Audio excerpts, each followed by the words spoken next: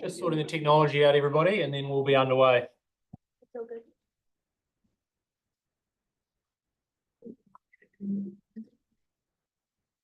Are they? There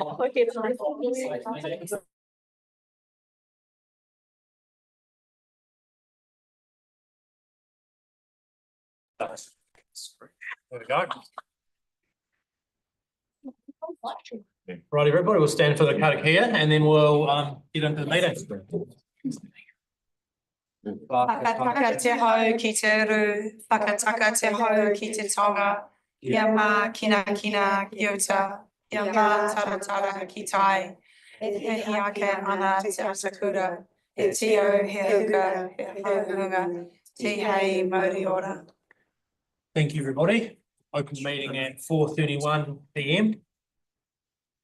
First item on the agenda today is apologies. We have apologies from Suresh and from James. Moved by Bridget, seconded by David. All in favour? Aye. Against? Carried. Item 2 on the agenda, declarations of interest. There have been no declarations of interest noted. We'll have there. I have. Oh, for the PX item, okay, great.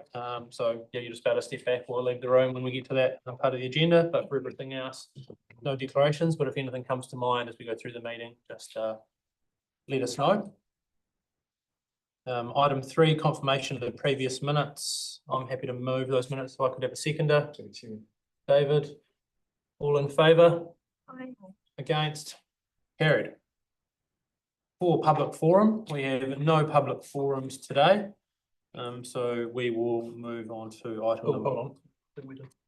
Do we? Archer is Not here. no. I followed up with her. Helen followed up with her.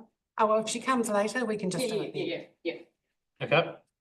Right then, so we'll move on to number 5. We might come back to the public forums at a later point. So deputations by appointment. So first up, we have a group of students from Cobham Intermediate who will speak regarding the Jeffreys Reserve bike jumps. And that includes 10 minutes, including time for questions. So if you guys like to come up and take a seat up the front here and chat, if anyone wants to come up and join you for support or anything, you can, but we're not scary. So just come take a seat up at these chairs up here, guys. Here. Those ones. Just for you.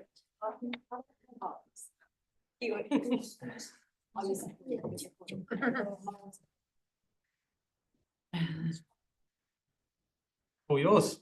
What? Do we start? Yep. Go for it. You can sit, mate. You don't need to stand. Okay. I was wondering if we could make some bikes at Jeffrey Park because we can't really. There's no really places to go to build jumps and jump apart from like Christchurch Adventure Park and like Lincoln, which is decently far away. So we were just thinking that we could get like a few loads of dirt and then just would build it, but like if we could just have some help with like some confirmation because sometimes there used to be a jump one, he said, but they got phone sticks there. So yeah, but if we could just have like a 5 jumps, yeah. Okay. Cool.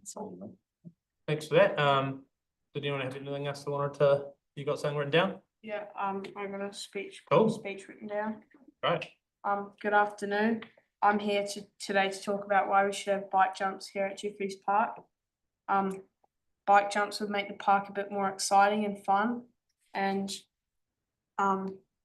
it's exciting for like kids and like our age and teenagers and even adults who want to ride their bikes here, and it helps riders to improve their skills and stay active and enjoy the outdoors. And adding bike jumps would also give people a reason to come to the park more often, which can help build a stronger community. With proper design and safety in mind, we can make a space that's both fun and safe for everyone. Let's make Jeffreys Park a place where people of all ages can ride, play, and enjoy biking to the fullest. Thank you. Awesome. Thank you very much. Sam. Hey, thanks very much for coming in. It's a big thing to come in and do this, and we really value what you've done. Just in terms of, we see a lot of stuff on the news about how people are always on their phones and on computers and things like that. Do you think this would be a way which would encourage you to get outside more and be more active? Yeah, because yeah, I think that would be a great way, because sometimes people are only allowed to go riding like in the weekends because of Christchurch Beach Park. So, and they just are at home like on their computers and their phones instead of being outside and having fun. So I think we would be able to have like fun outside if, yeah, that was it. Okay, thanks. Bridget. Thank you so much for coming along to speak. Yeah, as Sam said, it's a big deal to be here, and you've done a great job so far. I guess the question that I have is, you know, this is an idea that's come from you and your peers, is that right? Yeah, and is it, you know, how do you see yourselves building the jump? Do you see yourselves having responsibility to maintaining the jump afterwards and Yeah. looking after it? Is that something that you'd be interested in? Yeah, Yeah, because we could probably just if we got some like a few loads of dirt, then we could probably make it by ourselves, just with dirt and like shovels and just wrap water and stuff like that. So yeah. Yeah, so there'd be some, you feel like there'd be some I guess obligation to look after it and treat it well, you know what I mean, maintain it because it's come from you, it's your idea, and you feel responsible for looking after it. Is that right? Yep. Yeah, cool. Any questions from anyone else on that one? No? Hey, that's great. Thanks, guys. Thanks for coming in. You're welcome to go in and take a seat. Unless anyone else had anything to say, you can go and take a seat and we'll go through the rest of the deputations. Thank you. Thank you. Right, next up, Christine Costa. Like to come and take a seat. Again, 10 minutes, including time for questions. Yes, kia ora. I'm a disability person. I'm waiting for ages for a hip replacement, like most people. That's why I really cherish the park, to be able to walk and sit there in safety. I've lived in the immediate neighbourhood for 28 years. My family and myself and different friends have witnessed all the amazing transformation of the park. This used to be a bus depot on asphalt. There were no playgrounds. There were very few opportunities for children. And you've developed it into an amazing place, but not just for Tamariki, for all cohorts of people. Elderly. I have my mother here, my 94-year-old mother, who lives at the same property and loves coming over to the park. Dog walkers. We had a dog for 16 years, and every day brought it over to the park, and there are many, many dog walkers in this park that cherish the safety for their dogs. Children on the playground. You put bark chips there to cushion any falls that they may have. You actually removed a very dangerous slide on the other side because too many children were climbing the top stairs and falling down. So as a safety measure, you actually removed that, and it became a very safe place. The log that is there that the Tamariki have been using as bike jumps, actually that's the successor for a very huge log that was expressly for children to climb over, not for bikes. Sporting people. I was a keen sports person. I actually instigated pickleball at the Burnside Park tennis courts, and some of you have actually played in my Not very Malmo. well, but Yeah, well, yes, there's an opportunity for pickleball on the tennis court. I was a very competitive tennis player as well, athlete, and I am a retired teacher, head of sports. So this brings me to my presentation. There does not seem to be many safety valves in place. And going to the on-site meeting on the 26th of March at 4 o'clock, another question, it's a shame these meetings are at 4 and 4:30 because many of the working people that would also be here, it's not possible for them. So I feel as though I'm the sole representative here. So the on-site meeting that we had, many concerns were raised, many questions about where it was, no safety fence whatsoever for it. And the proposed site is right beside the children's playground. We have toddlers and parents as supervisors. You as parents, I think, should be concerned as well about just all the dangers that are going to be involved with this bicycle ramp. The containment to 1 cubic metre square, I think people have not been so transparent. They will need a lead up and they will need a landing pad, and that's going to take up extra space. Your 1 cubic metre of clay at $78, how about all the money that is being spent on all your staff that have advocated for this? The day of the meeting, there were 4. There were 2 tamariki that came at the beginning of the meeting, followed by a cohort racing along on their scooters, throwing them to the side, which, yeah, is a worry as well. What's going to happen with bikes that are unsupervised? It's all very well to say unstructured play, ideal for children, but yeah, there are repercussions. And unfortunately, there will be repercussions with many of the other groups that use this park. Yeah, what more can I say? I am definitely against it. And reading through your schedule here, out of the 11 definite no's, there were 6, I think, that are immediate neighbours. And we're all concerned about the safety on the road. Great excitement, the joys of use, racing to that jump. And you've got the car park library here, which is extremely busy. You've got Jeffreys Road. A lot of us residents daren't go out on our drives after 3 o'clock with just the sheer volume of traffic. It only needs 1 accident, 1 injury, 1 death, and who is going to be responsible?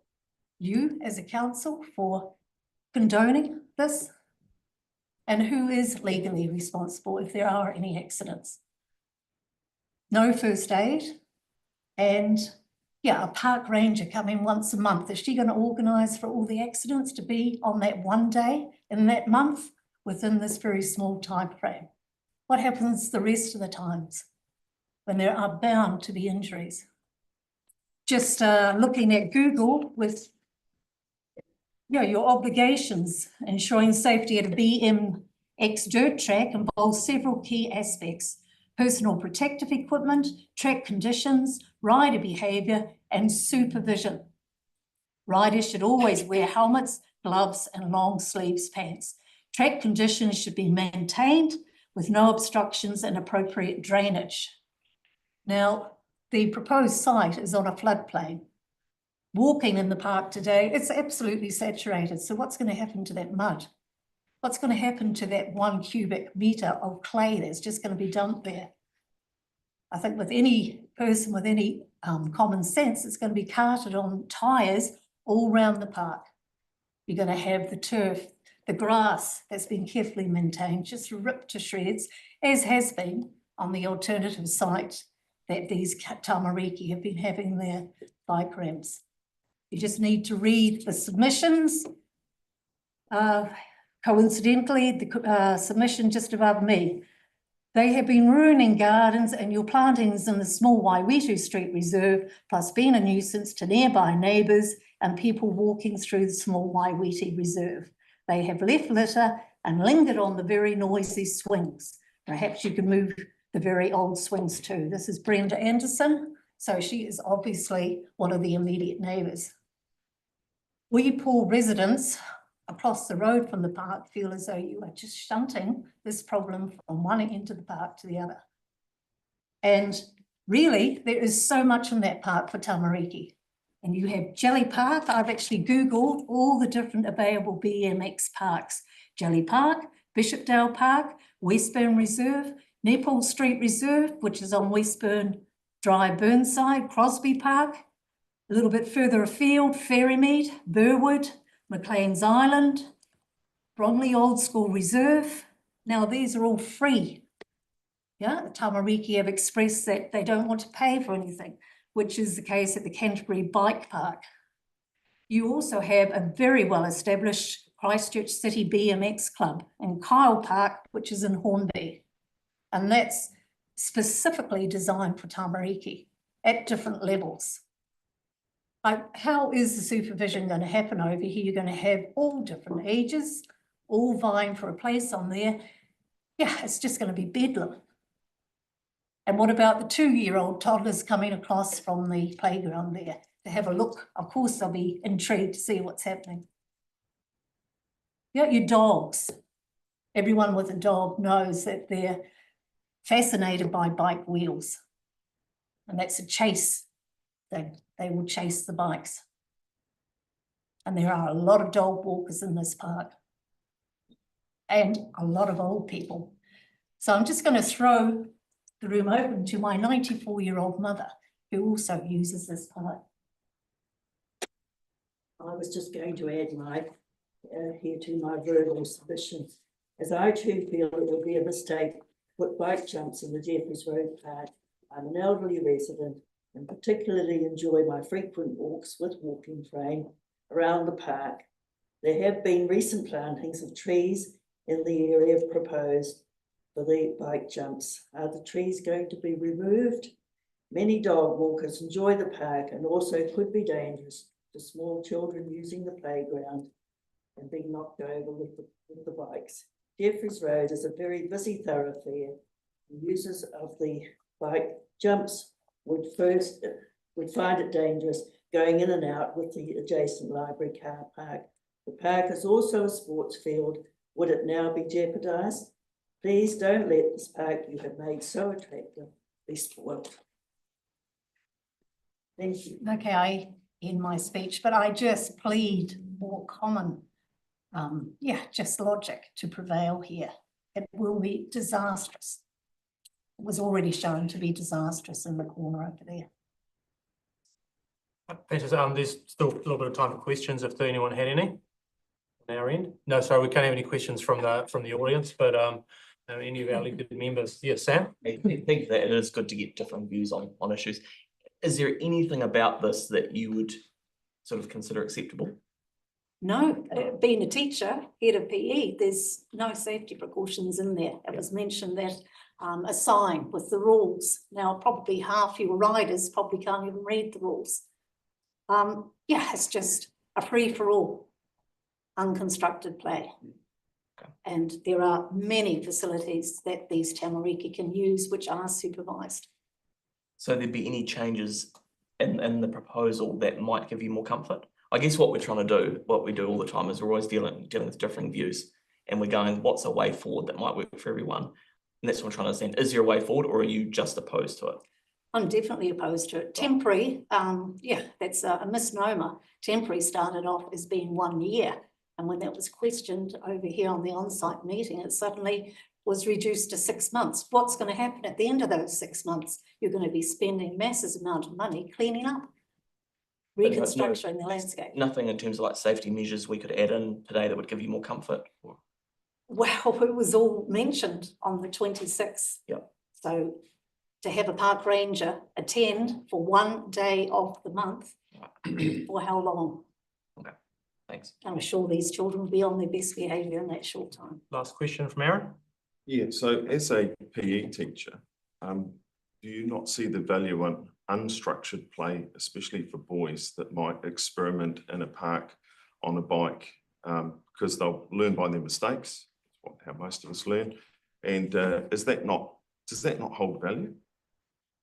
As a teacher, yes, but the safety aspects, I think, outweigh the unstructured play there. And we've already seen what had happened over in the corner there. But they're not doing it in their own backyard. Then they'll be really. Well, they'll still be just as injured. That is my point. Well, that'll be the parents' then responsibility. Why should it be? Right. Yeah. Well, it's no one else. Normally they just limp home half broken and get patched up Normally. by So mum again. what happens if it goes that little extra? As a PE teacher, we had so many protocols to follow. Right. I'd just prefer they do it in a park than on a road, is all. But in a park that's used by so many people, It's been mentioned, this park is not big enough. It really is not big enough. And especially that list I've given you with all the different BMX tracks available. Can they not just exercise their legs a little bit further and go around to Jelly Park, which is a specially designed bicycle track? It would be a lot safer than hooting over here through the car park, across the road. Thank you. Thank you. Right, thank you very much. Next up, the last deputation we have here is Victoria Mitchell. Were you going to come up and talk? Right, fantastic. As with the other two, total time 10 minutes, including questions. You.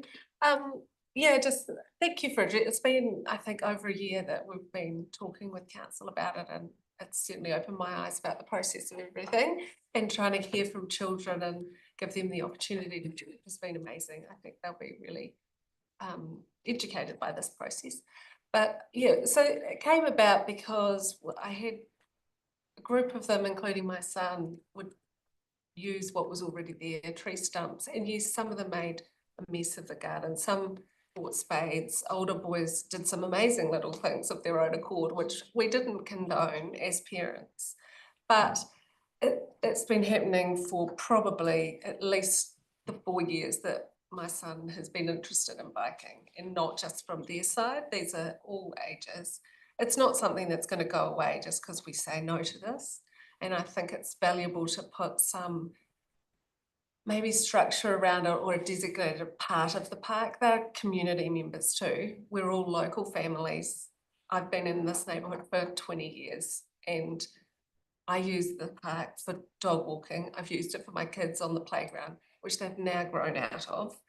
You won't see 12-year-old boys sliding on that slide and above. And I even had a conversation with some boys who were at Christ College doing exactly the same thing, and their parents just wanted them out of the house. They weren't going to drive them up to the adventure park or to McLean's Island, which is actually the only two genuine places they can mountain bike.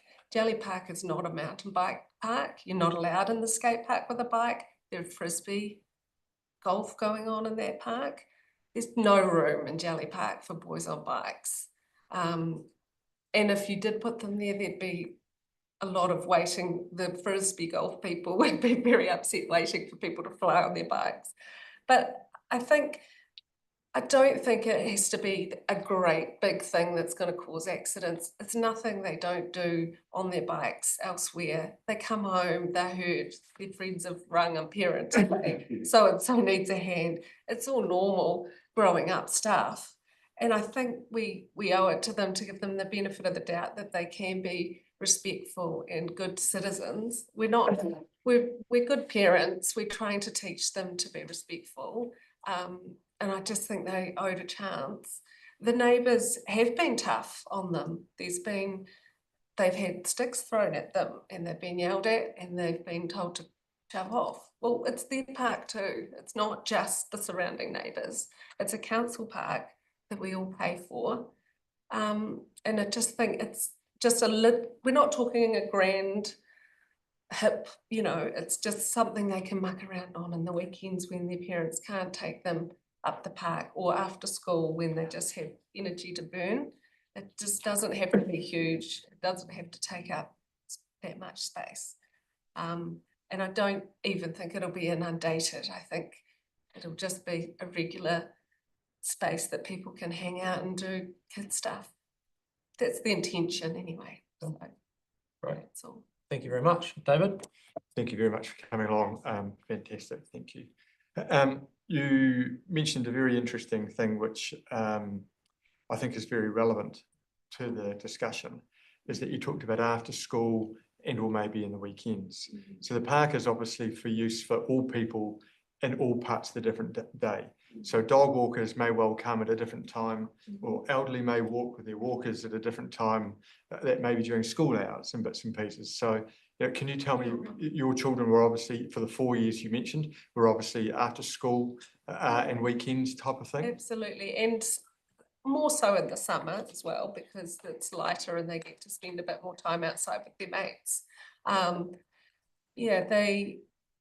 yeah, definitely after school on a sunny day and weekends, I lost my boy for an entire weekend going there and just coming back for food and coming back, you know. And he did want to take spades one day and we were absolutely, no, you're not doing that. But yeah, they have a great time. And I do think you're dead right. As the other lady said, they don't come out at 3 o'clock because it is so busy. And even weekends it's busy. And I don't think the park's used for sport anymore. I think that's no longer happening. But also we did look at other parks and their suitability, and this really came down to very few options. I think it was this and Plinlimmon, which has its own similar problems in their reserve. There's all sorts of contamination issues and floodplain issues. So we did consider things when we looked at it. And Yeah. then second question, in the 4 years that your boys were using it, maybe apart from maybe a scraped knee or a stubbed toe or something, did they ever come home with an injury, and or have they ever reported to you any incidences on Jeffreys Road of issues with cars? No, and that's the other thing. I think you do them a discredit not recognising that the schools teach them bike safety. They do that, and they wear helmets. I can't vouch that they'd wear them in here. I hope they would, but kids are naughty at times. Every mother will say, wear your helmet. Certainly they do up the adventure park. No, I haven't had, the only incident I've had was one boy down at and it was at the skate park on a scooter. That was reasonably worrying, but other than that, nothing. I just wondered when your sons were using the previous location, excuse me, approximately at a busy time, how many kids on bikes would you have had? Given that if it goes ahead, there's only a couple of, well, it's not massive. So on a, how many would you have had, do you think? I think there would have been a group of maybe 6 at a time. Yeah, you might want to ask the guys. Some of them were part of that group. But yeah, I don't think I've ever seen over 6 using it. And the 2 older boys that I came across, it was just the 2 of them having a bit of fun. Yeah. Any other questions from anyone else? Oh, fantastic. Thank you very much for coming in and speaking on that. Right, that ends our deputations by appointment there. So then with that, we move on to item 6 on the agenda, which is the presentation of petitions, of which there are none today. And then that moves us on to item 7 of the staff reports. So, and Jeffreys Reserve is first up. So, Millie Stead and Olivia Taylor, would you like to, and sorry, yep. Okay. Yes. And Bryony, sorry, it's not on the, I didn't see that, not on the list. So you're right. No, yeah. Right, the floor is yours. Kia ora everyone, just want to acknowledge the community effort that's gone into this. It is temporary, but it's community led, and it's a lovely opportunity for our tamariki to be involved in local government. And yeah, just it's community led, and it's also just a trial, so we'd love to see how it goes, and then have further discussions down the line about the permanence or not of it. So yeah, it's also addressing a problem we've got at the moment, which is the informal jumps. So yeah, happy to take any questions. Okay, great. First one from David. Thank you. Look, appreciate your time and effort in putting this together, particularly for having the meeting out here last week or the week before. We talk about the size of the dirt. Has been a conversation. Before this meeting started, the community board walked out there and walked around the park. A couple of things that we were concerned about is its location. Is it possibly, could it be somewhere else? Understanding that there is at the lower end of the park or the back end, that it is acknowledged as a flood risk. But also the size of it. If we were to describe it as a car, for example, is it a Mini, a Range Rover, or a small truck? I'd call it a BMX bike, or just about. It's so literally the size of what this desk here, for example. Yes, I did. If Aidan has I have a reference photo for the amount of soil. Do you think it's big enough? Do you think we should be going bigger? I mean, we would like to have gone bigger. I think given the feedback we received at the meeting, we decided to scale down a little bit. So we will start with the cube, and I think that's enough for 1 or 2 jumps. Yeah. So, Right, Bridget, question from you? I've got a few questions that are right. Yeah, sure. Okay, so Caroline raised the concerns about the material being a clay and in wet conditions that it, pardon? Oh, sorry, Christine, I'm so sorry, Christine. About, I don't know where I got, about it coming on the wheels and it then moving around the park. Is that gonna happen? we have selected the location to be outside of any flood management zone to reduce the risk of any flooding or water accumulating around the jumps. It's something that when we have other pump tracks in other areas of parks, we don't necessarily see a whole lot of mud tracking from those areas. They tend to compact quite well over time, and using water to do that kind of forms quite like a hard crust over them. So I don't expect it would be an issue. But yeah, we can hydro seed and use grass seed and things to remediate any aesthetics as well. So that's an option. Yeah, cool. And then another question was raised around, will any trees be removed through this process? Trees will be removed. And then another question was raised, will the sports field be jeopardized? And I feel like there was a little bit of comment around this. I'm not sure if the field is still operating. So the field is used as a reserve field in the winter. The location where we're proposing the jumps is outside of their buffer zone. So they have a 7 metre in goal zone and then a 5 metre buffer for any hard landscaping. And the proposed location is outside of that. Okay, cool. And then safety concerns. So what can be done to, this seems to be a reoccurring theme that there is going to cause extreme safety issues. So what can we do to mitigate any safety concerns? Yeah. So working really closely with the young riders, it's kind of, been proven that, having ownership over a space, particularly with kids, can alleviate some of those sort of antisocial and safety concerns that we think. Having a bit of ownership, we're going to co-develop some rules with them just around what's appropriate in the space. So hopefully having that and then getting kind of quite like a fun looking sign that they can help us design, and having, those shared rules for the space. But unstructured play is risky. Like we say, kids get hurt. That's how you learn. And I think if it's under 600, if it's under 600 mil as a kind of play element, it doesn't need any softball or any additional safety measures. Okay, yeah, got it. Thank you so much. Those are my questions. Sam? Just one, and it's not a criticism, so I'll just preface it by saying, has this taken a year? How has this taken a year? Like, do we, like, I'm not criticizing.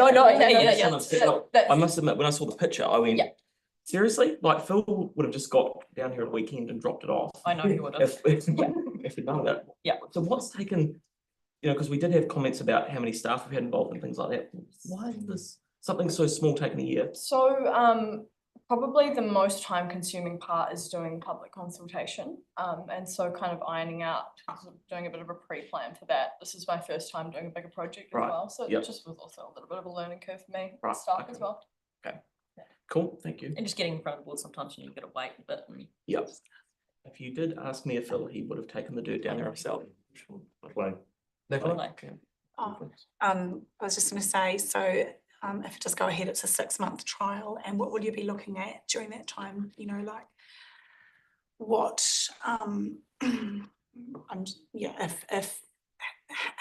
how will you get everyone together to determine whether it's been successful, or what will happen? What's the process, please? So in terms of sort of success measured, we'd like to see in the next sort of 6 months, we'd like to see a reduced kind of informal jump construction around the park. We'd like to see kind of not a huge amount of kind of maintenance requests or complaints coming up against it. And also just positive community engagement. So that's, like a monthly checks and check-ins with the kids as well will be a pretty integral part of that. It's just talking to them, making sure that they're still having fun, it's working for everyone as well. Right. Aaron? Just kind of back to David's point around the 1 cube. 1 cube is literally not very much of anything. Is there a risk that it will fail because it's 3 or 4 wheelbarrows of clay? And what shape are you expecting them to form? Because if it's a jump or a couple of jumps, you'd either be making a camel, you might do a tabletop. You need a form. Yeah, there's definitely some, it would like to be kind of follow like a natural form. I mean, that's kind of half the fun of having the kids there as well, is that they can be involved in that. It is sort of, as opposed to being like a destination jump area, it's more just an opportunity for unstructured play as kids are going home from school. It's a little boom they can hit as they're, you know, riding the bike home or on their way.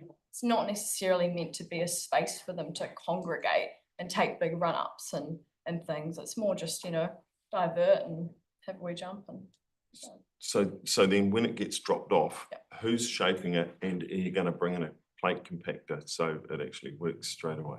That's a good idea. We can definitely bring a plate compactor down if there is one available. We have some adults, some parents of the kids that are really keen to come down and help just with sort of formation. A few people in the trades and things that have offered their help with that.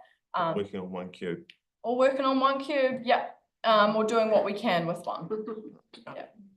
Great, and we'll stop the one last question and then we'll move on. Sorry, I'm sorry if I've missed it, but if we do if it gets the go ahead, when would it arrive? When are we planning? It could be implemented in 1 to 2 months. Okay. Sorry, I mean, because that does seem a long time away. Well, we've taken a year, but not you. The rationale, yes, totally. There's a year. The rationale for These kids will be wanting at one to, school. the rationale for wanting to wait a couple of months is we want to get that summer holiday period. If we do it now, there's a potential for us to miss. So originally the trial was for 12 months and that would have covered the whole summer holiday period and given us 4 seasons to see what as a result of the meeting. So the finish date being 6 months. Yeah, yeah. So we've reduced it down to 6 months as a result of submission feedback. Do we have power to make the time period longer if we do it now and make it the end of date, let's say February? 8 instead of 6. Yep, So they can start it sooner and run through to the same period. Cool. Last question, Aaron. Happy to move. Happy to move, but I'll do an adjustment to 3.6 cube. Because that's a small tipper truck. It's like a small load of soil. Then they can move that round and play with it. If it's and happy that if it's a problem, automatically that it's removed earlier than the 8 months if it's a real big problem. But I think 3.6 is just literally a cube's not worth it. So 3.6 would be the equivalent of what, three times that? Oh, you'll get, well, yes, that's very small, but yes, it's 3 times that. Does anyone want to second that? Has anyone seen what a small tipper truck looks like? That you can drive them up. I'm happy to second that with the inclusion that the time period goes for 8 months. So, or to the end of 1st of March next year, or 28th of February. Okay. So it can come immediately. We're going to move over and second it for that. So I guess first up, any debate on that from anyone? Are you going to put in there noting sort of it starts as soon as possible as opposed to?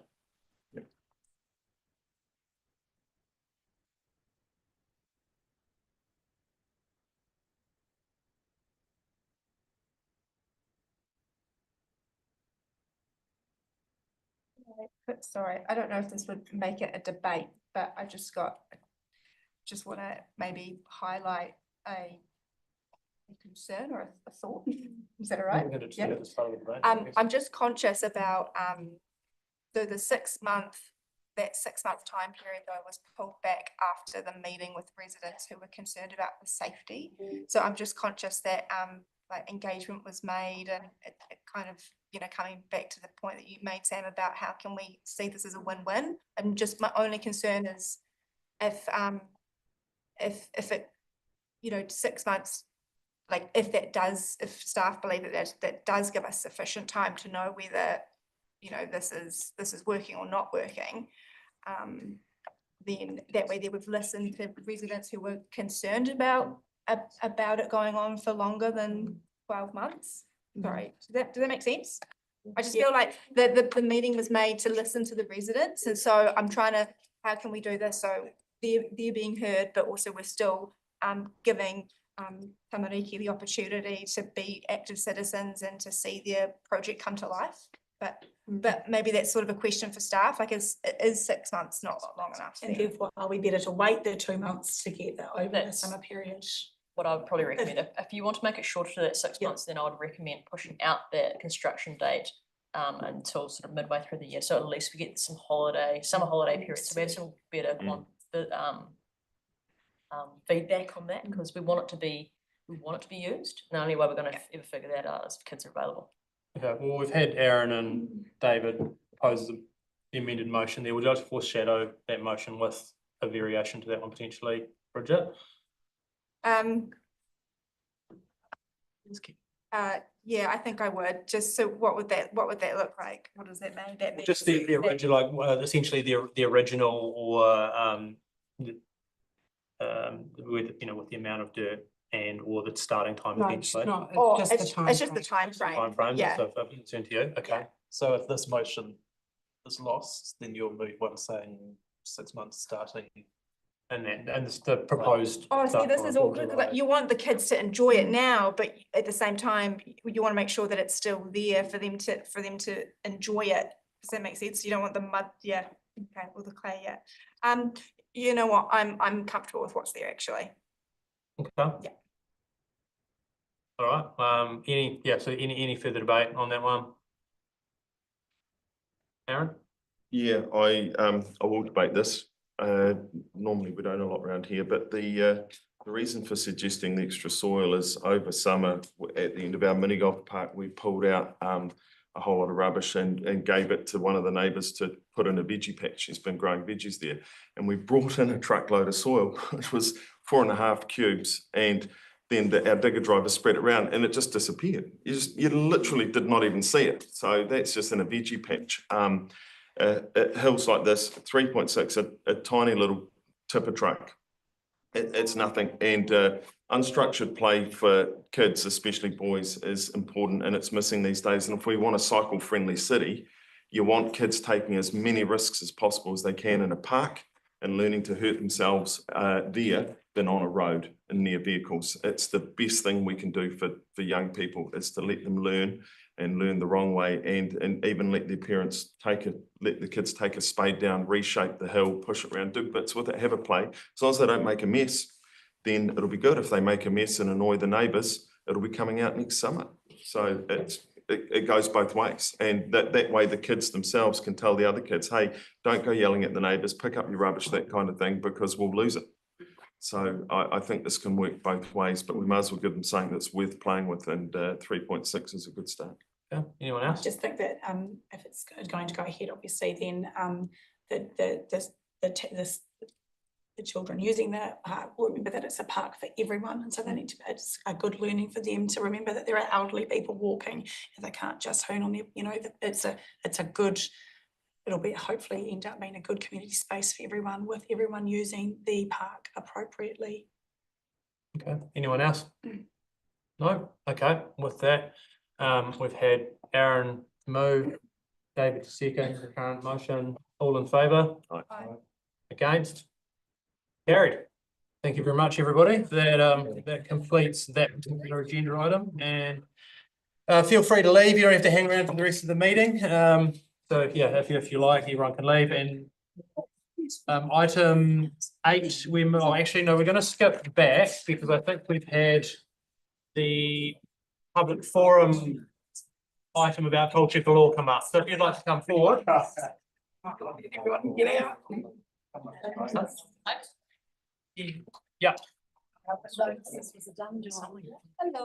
Hello. Just take a seat and we'll start once everyone's left. Yeah. Thanks, team. Thank you. Thank you very much, everybody. Well done. Hi everyone, I'd like to introduce Archibald Hand. Just give it a minute. Yeah, that's a lot of them. Thanks. Thank you. Oh, there were a lot of them. All right. introduce Archana Tandon to you. She is a very integral member of our Cultural Law Advisory Committee and has been so for many years, and obviously very involved in many other sectors in the multicultural community. And she has a few words to say to you this afternoon. Sure, good evening, everyone. And I'm not here to make a submission. Yeah, I'm here to thank you all for the support that you have given for Culture Galore. Yeah, a bit about Culture Galore. It was born in 1999. Probably some of you might not know that it goes that far. And yeah, and was initially called Globe and was run by the council's local recreation team at the Jelly Park. It was established to celebrate the cultural diversity of the residents in this area, the local ward areas. And 2 years later, in 2001, both the Rickerton Vikram and the Fendalton-Waimairi community boards supported the inaugural event at the Ray Blanc Park, which was renamed as Culture Galore. And this set the stage for what would become our beloved annual event in the Ray Blanc Park, featuring a variety of cultural performances, food stalls, information, and what have you, a whole lot of networking out there. So now 26 years later, we have outgrown our so popular event, and it'll be moving to our new home at Multicultural Center, which is purpose-built. So the Cultural Galore Committee wishes to thank you all for the outstanding commitment that you have made for this event. And we couldn't have done without you all. And it's strengthened our community, and support has encouraged the unity and the cultural acceptance that we've got today. So 26 years later, this is for you all for a thank you.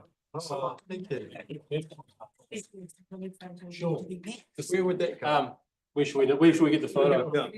Yeah. How about we do it in front of that? Yeah. Do you guys want to would that be the best spot? What are you're the photo op specialist, so Have you been here the whole 26 years, Mary? come on. It's not far away. Everyone at the back. Should we get everyone in? All right. So maybe we just move these couple of chairs out of the way. We can take the photo from the outside and everyone just come around. Come on, Sam, you'll have a photo op. Where are we doing? But just here, we're standing in front of this and we're all getting the. Just standing.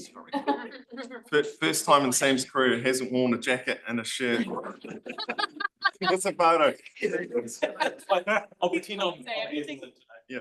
I'll find it. Just do it. And we'll turn around. We'll get around this way. Yeah. Hold it like that, and then. So we all standing behind. Here we go. Yeah. Yeah. Then kind of get a. He's Squeeze giving, in everyone. he's giving a good pause for it. You don't get those green chairs in it. You're almost out, Sam. I'll find the camera. That green chair, and Sam's right there. Do you want that gone?